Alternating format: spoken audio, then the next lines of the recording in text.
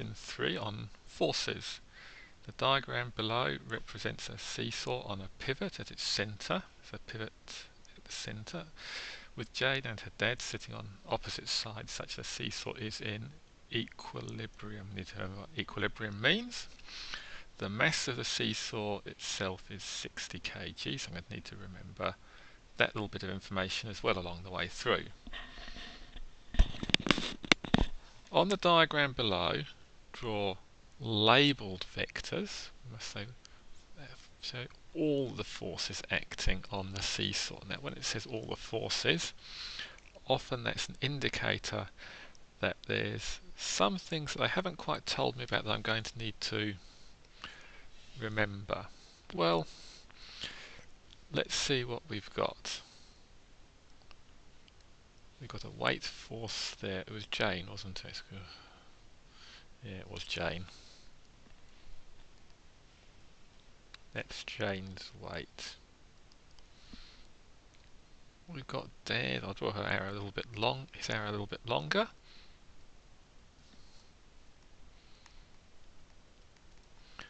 Okay, now I've been told the seesaw has some mass, so there's going to be the seesaw weight as well. Now, I've also been told this is an equilibrium, so if there's some forces going down, there must be a force going up, and the only place the force can go up is here. Now, I'm going to draw that as a nice long arrow, because that force, which we sometimes call support or reaction, or something like that, that force must equal these three added together if it's in equilibrium. Okay, so I've labelled 4 forces. There's been a couple of bits they haven't quite told me about, so I've had to do a bit of thinking in there. I'm guessing overall merit for that question. Okay, that wasn't too bad, was it? Jane and her dad moved to opposite ends of the seesaw. The diagram shows what happens when Jane sits at one end of the seesaw while her dad sits at the other. And here's an important block of information. Now, things have moved now, haven't they? So we've now got Jane's weight and Dad's weight and seesaw weight, and there's still some support there, but we want to calculate the size of the support at this end. Well, right, gosh, that's looking a bit more complicated, isn't it? Where Dad sits. Now, what I've got is I've got an obvious pivot here. I've been told it's equilibrium, and when I see equilibrium, I'm going to think torques, and I'm going to think clockwise torque equals anti-clockwise torque. So I'm going to have to do a bit of thinking with this.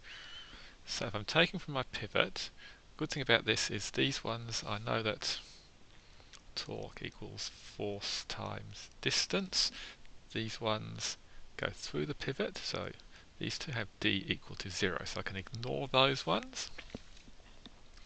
So clockwise, that's going around this way. Jane's weight is anti-clockwise. We'll turn it around that way. So Jane's weight is 30 is her mass. Multiply that by 9.8 times her distance. Remember, the seesaw's 3 meters long, so each of those must be 1.5. Okay, these two we can ignore. Dad's weight is clockwise, so Dad is 72 kgs. Multiply by 9.8. You can guarantee that 9.8 is there for a reason. Times his distance, 1.5. And I've got this support force that I don't know. plus, that's going to go anti-clockwise. It's going to turn it in the opposite. I'm just going to call that S times 1.5. Let's try and put some numbers in just to help me. 72 times 9.8 times 1.5 equals, oops, what was it? 1058.4. 1058.4 equals 30 times 9.8 times 1.5 equals 441 plus 1.5 times S. So take the 441 off. So 1058.4 minus 441 equals 617.4 equals 1.5 S, and then I'm going to have S equals, what have we got, 617.4, and I'm going to divide it by 1.5 equals 411.6, which I'd probably write as 412 or 410 newtons. So I've had to think about some forces and what forces are where. I've had to use clockwise torques equals anti-clockwise torques in equilibrium. I've had to convert masses to weights, and I've had to use all this to get everything in the right direction. Maybe I might scrape an E out of that question, possibly just an M, depending on how keen the markers are to see me do well.